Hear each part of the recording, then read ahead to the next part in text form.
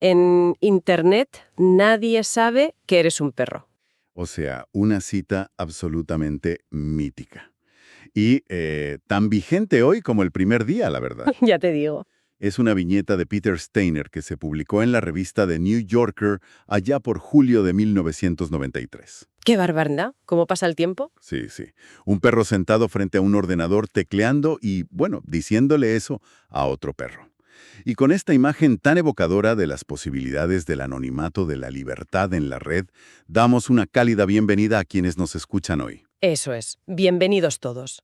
En esta inmersión profunda que nos ocupa, vamos a explorar un documento que es francamente fascinante. Fue publicado en 2003 por el investigador Jonathan P. Bowen de la London South Bank University.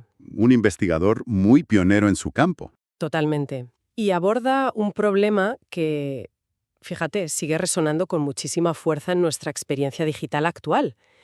La misión del análisis de hoy es examinar una dicotomía que a mí me parece brutal, que es la accesibilidad para personas con discapacidad en los sitios web de los museos. Es que es un tema que resulta fundamental porque toca directamente la forma en la que decidimos como sociedad diseñar los espacios donde almacenamos y compartimos todo el conocimiento humano. Exacto. Vale, vamos a desgranar esto porque hay una tensión evidente que el documento ya expone desde el mismísimo primer párrafo. O sea, por un lado, tenemos a los museos, instituciones que se enorgullecen enormemente de su accesibilidad física. Claro, de sus instalaciones. Eso es. Gastan auténticas fortunas en instalar rampas de acceso impecables, con el ángulo de inclinación perfecto, unos ascensores gigantescos, puertas automáticas, pasillos amplios. Todo pensado al milímetro, sí. Todo para que cualquier persona, independientemente de su movilidad física, pueda admirar sus colecciones. Pero claro, la paradoja estalla cuando nos hacemos esta pregunta. ¿Qué pasa cuando la puerta de entrada principal al museo ya no es de roble macizo, sino una pantalla de ordenador? Lo fascinante aquí es que, mientras la accesibilidad física se exhibe casi como una medalla de honor institucional, la presencia online de estos mismos museos suele convertirse en una barrera completamente invisible pero infranqueable. Ya, un muro de cristal, digamos. Tal cual. Fíjate que el documento de Bowen señala que el World Wide Web Consortium, conocido como el W3C, que para quienes nos escuchan, son básicamente los arquitectos que escriben las reglas fundamentales de Internet. El código de construcción de la red, sí. Exacto. Pues ellos ya habían advertido de esto de forma muy temprana. A través de su iniciativa de accesibilidad web, lanzaron la voz de alarma hace décadas. Sin embargo, muchos sectores, incluido sorprendentemente el sector cultural y museológico, pues simplemente ignoraron el problema. Se asumió de alguna manera que la red era un espacio etéreo sin barreras por defecto. Y a ver, aquí es donde yo tengo que adoptar una postura más crítica frente a la premisa de Bowen. Porque, seamos realistas, estamos analizando un texto del año 2003. Sí, los inicios de la web moderna, por así decirlo. Claro, Internet a principios de los 2000 estaba en una efervescencia visual tremenda. Las conexiones empezaban a ser más rápidas, el diseño web estaba descubriendo los gráficos complejos, las primeras animaciones rudimentarias en Flash, una interactividad que antes no existía. Todo era muy experimental, desde luego. Por eso, exigir que una experiencia inherentemente hipervisual, como es recorrer un museo lleno de arte y artefactos históricos, se traduzca de manera impecable a líneas de código que un software frío pueda leer, pues me parece pedirle peras al olmo, sinceramente. Bueno, entiendo por qué lo dices, pero... Es que la analogía de la rampa de acceso física frente a la digital me parece injusta. O sea, en el mundo físico, poner una rampa de hormigón a un lado de las escaleras no altera el cuadro de Monet que estás mirando en la sala, ¿no? Claro, la obra sigue intacta. Pero en el diseño web de aquella época, adaptar el código a los estándares de accesibilidad a menudo significaba sacrificar la estética. Era como decir, vamos a quitar las imágenes y los colores complejos y dejar un fondo gris con letras negras.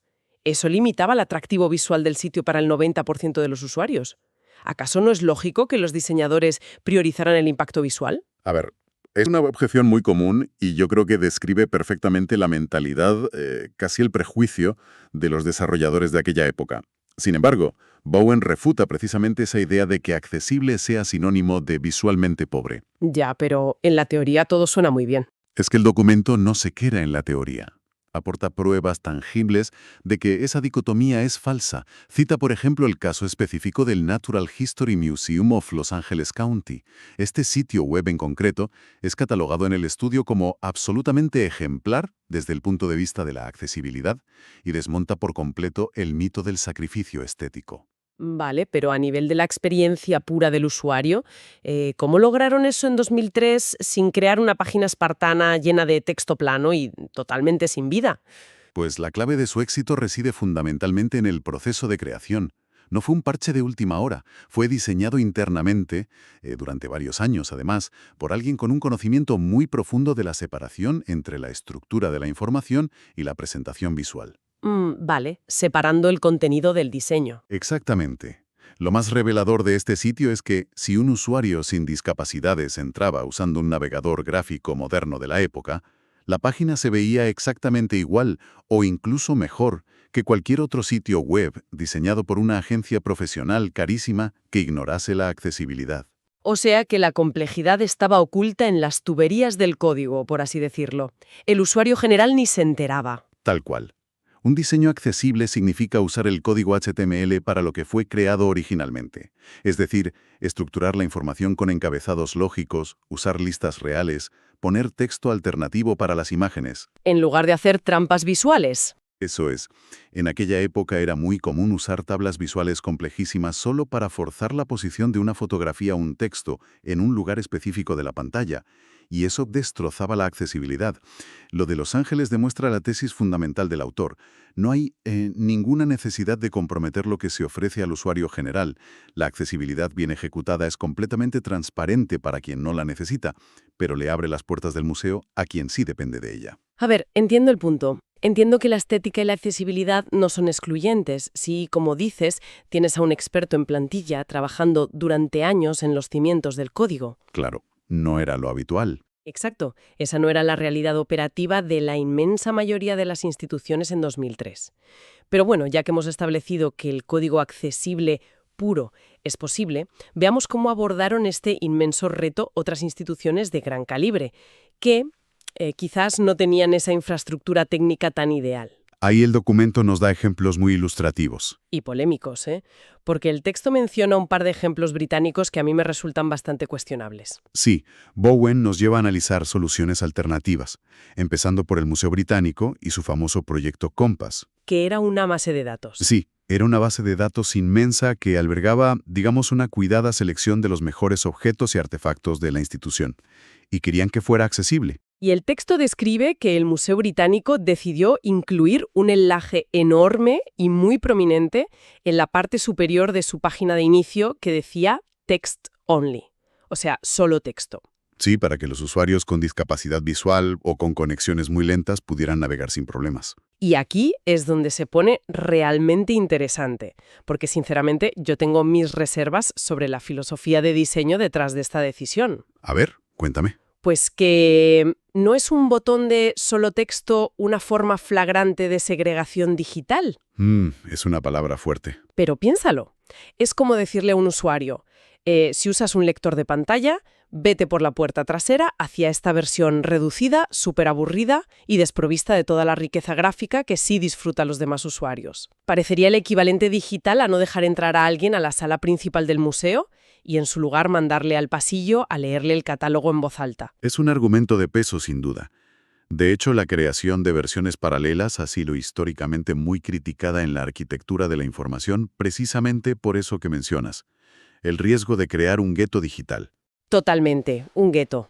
Pero, si analizamos estrictamente el mecanismo técnico que describe Bowen en el documento, la brillantez de la solución del Museo Británico no residía en la apariencia de esos dos mundos separados, sino en cómo se alimentaban de información. El texto subraya que tanto la rica interfaz gráfica como la versión puramente textual provenían exactamente de la misma base de datos. Ya, pero, a ver, aunque vengan de la misma base de datos, le sigues privando al usuario de la experiencia visual del museo. Le estás dando metadatos, no le estás dando arte. Entonces, ¿por qué el autor considera que esto es un triunfo? Pues porque resuelve el problema más destructivo de las páginas web paralelas, que es la desactualización. Ah, el abandono de las webs. Exacto. Cuando un museo creaba una página accesible, independiente, normalmente codificada a mano por un becario o alguien de mantenimiento, se actualizaba el primer mes con mucha ilusión y luego quedaba abandonada. Claro, el doble de trabajo. Eso es, acababa ofreciendo información obsoleta sobre horarios o exposiciones que ya habían terminado, lo cual es la barrera definitiva. Si vas a un museo porque la web accesible te dice que abre y está cerrado, el fracaso es total. Ya, visto así. Al obligar a que ambas versiones, la gráfica y la de solo texto, tiraran de la misma base de datos central, el Museo Británico garantizaba una sincronización absolutamente perfecta. Si un curador añadía un nuevo descubrimiento histórico sobre la piedra de Rosetta, esa información aparecía instantáneamente en ambas interfaces. Para Bowen, esto es un triunfo total de la arquitectura de la información. Es garantizar que el fondo y la sustancia del conocimiento sean idénticos y precisos, aunque el vehículo de entrega cambie visualmente. Bueno, de acuerdo. Acepto que la sincronización automatizada evita que la versión de texto se convierta en un cementerio de información olvidada. Concedo que eso es una victoria estructural importante, sí. Es un mal menor comparado con la desinformación. Sí. Pero sigamos con los ejemplos británicos porque el siguiente caso intenta abordar precisamente ese problema que comentábamos de transmitir la experiencia visual en sí misma. El documento menciona el proyecto IMAP de la Tate Gallery, creado para una gran exposición sobre Matisse y Picasso en 2002. Ese es, para mí, uno de los proyectos más extraordinarios y creativos descritos en el estudio, porque aborda lo que parecía directamente imposible. O sea, la Tate Gallery es una institución dedicada enteramente a las artes plásticas y visuales. El reto era de una magnitud increíble. ¿Cómo transmites la esencia visual de una obra de Matisse a través de una web para una persona con ceguera total? Parece magia, la verdad. Pues la solución del proyecto IMAP fue proporcionar archivos a través de la web que se podían imprimir utilizando unas impresoras especiales de microcápsulas. Espera. Impresoras de microcápsulas. Hay que explicar a quienes nos escuchan cómo funciona eso, porque de verdad que suena a ciencia ficción pura. Es fascinante. El usuario entraba en la web, descargaba un archivo específico de la obra de arte, que ya había sido procesado, y lo imprimía en un papel especial. Este papel estaba recubierto de millones de microcápsulas. Ajá. Al pasar este papel por una máquina que aplicaba calor, las áreas que se habían impreso con tinta oscura absorbían más temperatura que las zonas claras. Esto hacía que las microcápsulas bajo esa tinta se hincharan físicamente. Madre mía, qué ingenioso. El resultado era un diagrama táctil en relieve de la pintura.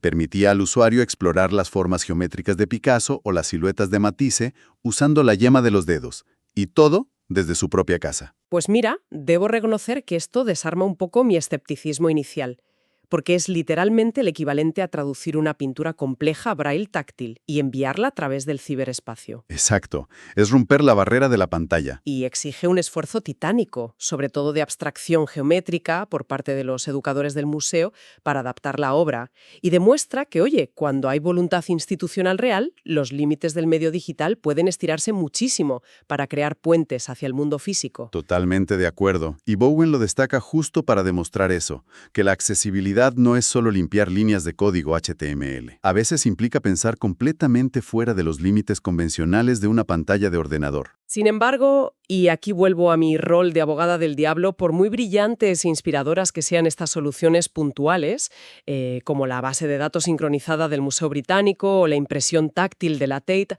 surge una pregunta ineludible. A ver, dispara. ¿Eran estas instituciones la norma en el sector? ¿O eran simplemente unicornios digitales aislados en un desierto enorme de inaccesibilidad generalizada? Me temo que lo segundo. Porque esto nos lleva irremediablemente a la cruda realidad de los datos que presenta el documento. Dejemos las anécdotas bonitas y vayamos a los números. Sí, y aquí es donde la investigación de Bowen, trabajando codo con su colaborador Giuseppe Micheloni, abandona los ejemplos optimistas y se vuelve rigurosamente cuantitativa. Para medir el estado real del sector utilizaron un programa validador llamado Bobby. Que el nombre tiene tela. Sí, muy de la época. Con este software evaluaron la accesibilidad de 50 sitios web de museos de primerísimo nivel, 25 del Reino Unido y 25 del ámbito internacional. Bobby básicamente escaneaba el código interno de las páginas para comprobar si cumplían con las normativas de la Iniciativa de Accesibilidad Web del W3C y con las famosas directrices de la sección 508. Vale, un inciso súper rápido para quienes nos escuchan y no conozcan la jerga legal. La sección 508 es básicamente una ley del gobierno de Estados Unidos que obliga a que toda la tecnología y sitios web gubernamentales sean accesibles para todos. O sea, es como el equivalente digital de las leyes que te obligan a poner rampas de cemento en los edificios públicos. Exactamente.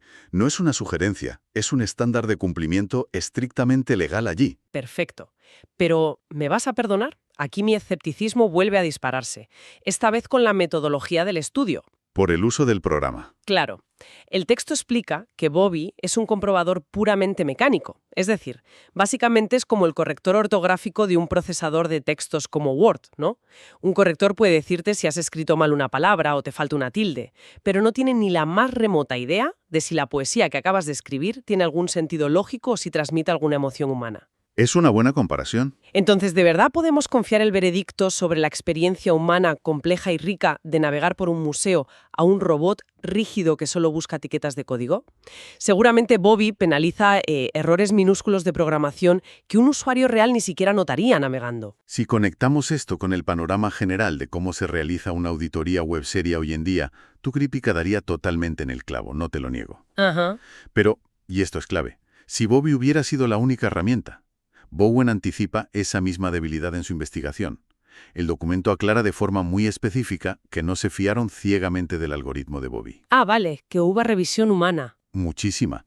Acompañaron el escaneo mecánico con un análisis visual y manual intensivo. Micheloni examinó personalmente los sitios evaluados, simulando deficiencias visuales parciales. Navegó usando herramientas puramente textuales y, sobre todo, usando navegadores de audio de la época. O sea, se puso en la piel del usuario. Exacto. Querían comprobar de primera mano si la página tenía un sentido lógico real cuando se leía en voz alta por una máquina, más allá de si el código pasaba el test. Además, Bobby no buscaba si el código era bonito, buscaba barreras físicas, reales. El fracaso que muestran los datos es humano y es empírico. No es la rabieta de un robot demasiado estricto con la sintaxis. Pues sumerjámonos de lleno en esos números, porque la tabla 1 del informe desglosa lo que francamente solo puede describirse como una catástrofe sectorial absoluta. Los datos son escalofriantes, sí. Analicemos lo que el validador clasifica como errores de prioridad 1. El texto especifica muy bien que estos no son recomendaciones de diseño sutiles ni detallitos menores, son requisitos mínimos absolutos. Lo más básico de lo básico. Eso es. Si fallas en la prioridad 1, significa que es literalmente imposible para ciertos usuarios acceder a tu información. Por explicar a nuestra audiencia cómo funciona esto en la práctica. Si imaginamos a un usuario ciego usando un teclado especial para navegar por el menú principal de un museo. Sí, buscando los horarios, por ejemplo. Claro. Si el diseñador de la web no incluyó en el código lo que se llama texto alternativo, el lector de pantalla no dice entradas o exposiciones cuando pasa por ese botón. Simplemente dice de forma robótica imagen 1, imagen 2. Y el usuario se queda bloqueado en la puerta sin saber a dónde hacer clic. Totalmente bloqueado. Un ejemplo perfecto de cómo un pequeño descuido invisible en el código destruye por completo la experiencia del visitante. Y como decías, las cifras del estudio son desoladoras. Al mirar los sitios que lograron pasar la prueba sin ningún error de prioridad 1, encontramos que solo el 40% de los sitios web de museos del Reino Unido lo consiguieron. Menos de la mitad. Menos de la mitad. Pero es que en el ámbito internacional, el panorama es aún más sombrío.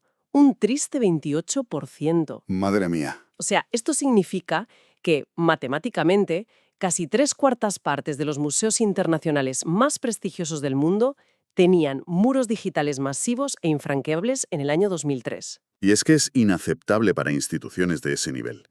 Y la cosa no mejora si rascas un poco más, ¿eh? Si miramos a los sitios que tenían, aunque fuera un solo error crítico que les hacía suspender, los porcentajes suben al 48% en el Reino Unido y a un altísimo 64% a nivel internacional. Y la debacle continúa cuando observamos, por ejemplo, la métrica de las alertas desencadenadas, que eran estas advertencias manuales que requerían revisión humana. El 80% de las webs británicas y el 76% de las internacionales activaron estas alarmas rojas en el sistema. De la marimera.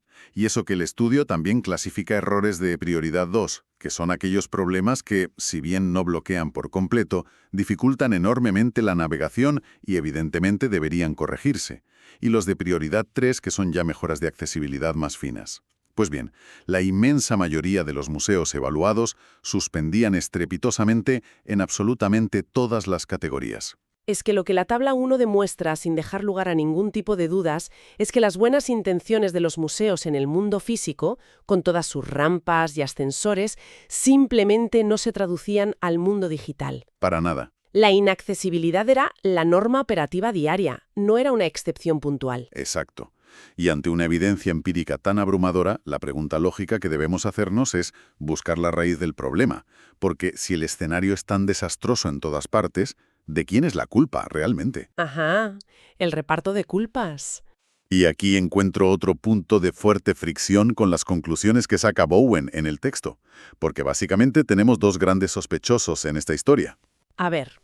Por un lado, el software de asistencia que usan las personas con discapacidad, y por otro, los programadores que escriben el código de las webs. Analicemos ambos lados. Bowen detalla las severas limitaciones de la tecnología de asistencia de aquella época. Que debían ser rudimentarias. Bastante. Explica que para interactuar con la web, las personas ciegas dependen de programas llamados lectores de pantalla, que lo que hacen es transformar el código fuente en una voz sintetizada. Sí, la típica voz robótica. En 2003 estos programas eran increíblemente rígidos y torpes. Leían la pantalla de forma lineal estricta de izquierda a derecha y de arriba a abajo, sin entender el contexto visual. Claro, como si leyeran un pergamino infinito. Exacto. Entonces, si una web usaba una tabla visual para colocar el texto en columnas paralelas, como si fuera la página de un periódico impreso, Ya veo por dónde vas. pues el lector de pantalla leía la primera línea de la columna 1, cruzaba el espacio vacío en blanco y leía la primera línea de la columna 2 de corrido. Y claro, creaba frases completamente absurdas e incomprensibles. Carecían de toda flexibilidad y su dicción robótica era, francamente, agotadora para el usuario. Exactamente. Ahí tienes mi argumento servido en bandeja de plata. ¿Ah, sí? Hombre, claro, si el propio documento de Bowen reconoce abiertamente que los lectores de pantalla y navegadores de audio eran torpes, eran inflexibles y eran completamente deficientes para interpretar diseños complejos, entonces la culpa recae de forma clara sobre los desarrolladores de ese software de asistencia. ¿No te parece? Bueno. Es que los profesionales del diseño web en los museos ya tenían suficientes desafíos intentando que una página cargara rápido con módems de 56K y que se viera bien en monitores de distintos tamaños, como para encima lidiar con programas que no sabían leer columnas. Si el software que lee la web es miope de fábrica, no podemos culpar a quien pintó el cuadro con todo su esfuerzo. Ya, la culpa es de las gafas, dices. Eso es. Yo exculparía totalmente a los diseñadores web ante la inmadurez tecnológica tan evidente de las herramientas que usaban los propios visitantes. Entiendo perfectamente esa postura pragmática, y mucha gente en el sector argumentaba exactamente lo mismo. Es muy tentador culpar a la herramienta de lectura y lavarse las manos. Sin embargo, Bowen no cede ni un solo milímetro en este aspecto, y de hecho su refutación es el núcleo ético de todo el estudio. ¿Vale? ¿Y cómo lo justifica? La conclusión del texto afirma de forma categórica que, aunque los lectores de pantalla eran imperfectos, el cuello de botella letal, el verdadero problema, era la práctica de codificación de la propia página web. Y para visualizarlo, el autor invita a pensar en esto no como un problema de lectura fonética, sino como un problema de arquitectura pura. A ver, explícame eso. Piensa en el lector de pantalla como si fuera una silla de ruedas. Vale. Por muy tosca, rudimentaria o pesada que sea esa silla de ruedas, y piensa en la página web como si fuera el edificio físico del museo. Ya, pero sigo sin ver cómo esa analogía exculpa a una mala silla de ruedas si es torpe moviéndose. ¿Por qué no importa cuán ligera, moderna, motorizada o avanzada sea la silla de ruedas, si el arquitecto del edificio decide diseñar una trampa estructural? ¿Una trampa? Sí. Imagina que el arquitecto pone escalones físicos y luego los oculta bajo una alfombra plana en la mismísima puerta principal del museo. Ah, vale. Un código HTML defectuoso, dejar imágenes vitales sin texto alternativo o usar espacios en blanco del teclado repetidamente para forzar márgenes en la pantalla, todo eso son esos escalones ocultos bajo la alfombra. El usuario en silla de ruedas no va a poder avanzar independientemente de si su silla es del año 90 o del 2003. Claro, porque el suelo está roto. Cimientos teóricos para estructurar la información de forma lógica semánticamente. No es que la tecnología de asistencia fallara leyendo un buen código limpio, es que los cimientos sobre los que intentaba operar estaban podridos desde la primera línea de texto. Ostras, pues esa analogía de los escalones ocultos bajo la alfombra es muy, muy reveladora. Y fíjate, si lo pensamos bien, esto conecta de lleno con problemas que por desgracia todavía vemos hoy en día. Totalmente, no es cosa del pasado. Quienes nos escuchan seguro que han intentado más de una vez abrir una página web moderna de estas que pesan muchísimos megas en su teléfono móvil cuando tienen mala cobertura en la calle. Sí, y se queda la pantalla en blanco. Exacto, la página se vuelve completamente inutilizable porque el código está tan mal estructurado desde la base que si no carga la imagen de fondo de alta resolución, ni siquiera puedes leer el texto del artículo.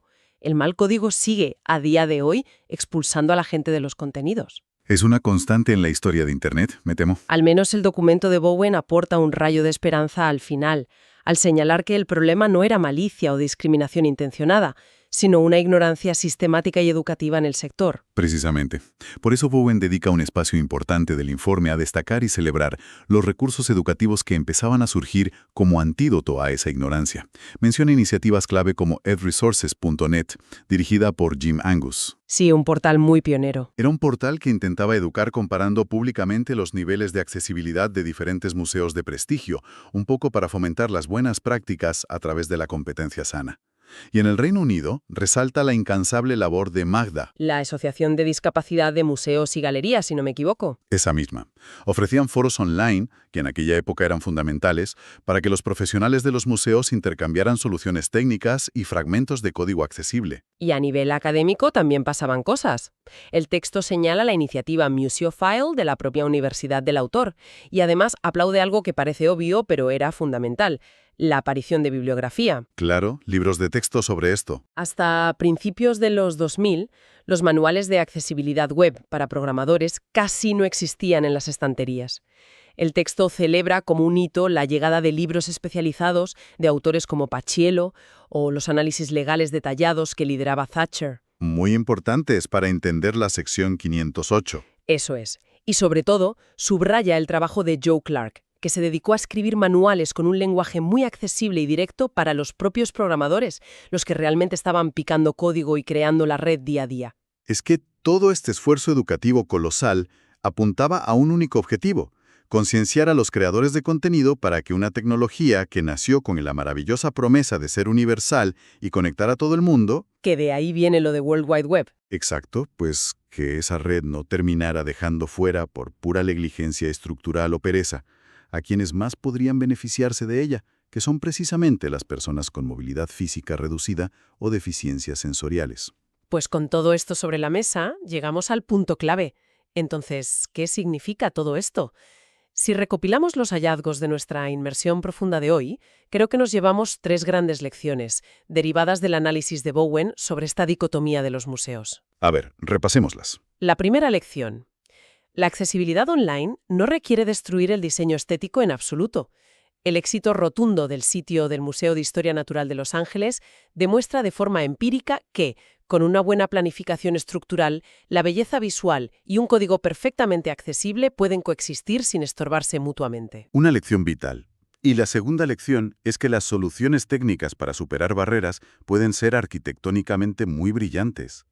Y creativas, además. Sí, ya sea centralizando la información en bases de datos únicas para evitar la temida desactualización, como hizo de forma inteligente el Museo Británico con sus versiones de solo texto, Ajá. o explorando directamente las fronteras táctiles del medio digital, como esa impresionante impresión de microcápsulas sensibles al calor de la Tate Gallery. Todo esto demuestra que la innovación tecnológica siempre encuentra un camino cuando hay una verdadera voluntad institucional de inclusión. Y llegamos a la tercera lección, que para mí es quizá la más crítica de todas. El verdadero obstáculo para lograr una red inclusiva no reside en culpar de forma cómoda a la inmadurez de las herramientas que usan los usuarios. Ni a los lectores de pantalla. Eso es. El muro principal, la barrera más gorda, está construida por la falta de educación técnica de base, por la enorme carencia de empatía en el diseño de los cimientos digitales y por el incumplimiento sistemático de reglas hiperbásicas de codificación por parte de los creadores web profesionales. Algo que las auditorías sin piedad como las del validador Bobby dejaron dolorosamente en evidencia en 2003. Es un buen resumen, sí. Y todo esto plantea una pregunta importante, a modo de conclusión, creo yo, para la gente que nos oye. Adelante con ello. Si partimos de la base irrefutable de que la inmensa mayoría de estos grandes museos reciben importantes cantidades de fondos públicos cada año y tienen el mandato histórico, casi diría que sagrado, de preservar, de democratizar y de divulgar el conocimiento de la humanidad para todos los ciudadanos, Ese es su deber fundamental, sí. pues cabe reflexionar profundamente sobre el código informático que utilizan, hasta qué punto mantener de forma negligente y continuada un código web defectuoso e inaccesible se convierte, en la práctica y en el día a día de miles de usuarios vulnerables, en una forma moderna, silenciosa y puramente técnica de restringir el acceso al conocimiento público. Es casi una forma de censura por omisión tecnológica. Ostras, una reflexión contundente, sin duda, sobre cómo nuestras decisiones invisibles de diseño dictan desde las sombras quién puede participar activamente en la cultura y quién se queda fuera en la calle. Con esta idea tan provocadora flotando en el ambiente y agradeciendo profundamente a nuestra audiencia su tiempo de hoy, su curiosidad inagotable y su atención, cerramos el análisis. Invitamos a quienes nos escuchan a seguir cuestionando las arquitecturas ocultas de sus propios entornos digitales y a explorar siempre más allá de lo evidente. Hasta la próxima inmersión profunda.